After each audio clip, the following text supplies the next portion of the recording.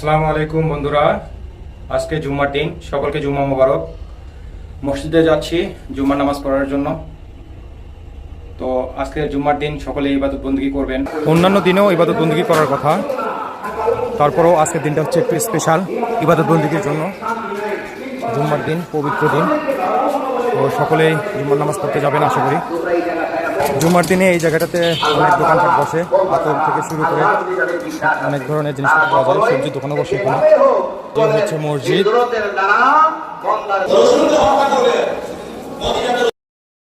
জায়গা নাই, যার জন্য ঘুরে যাচ্ছি। আমরা দোতলায় চলে এসেছি।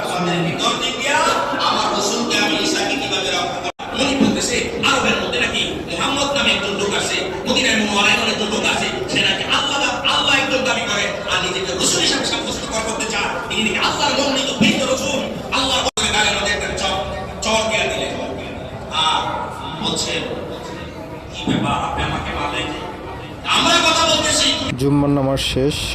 পরবর্তী ভিডিও পর্যন্ত পাশেই থাকবেন। ধন্যবাদ সবাইকে।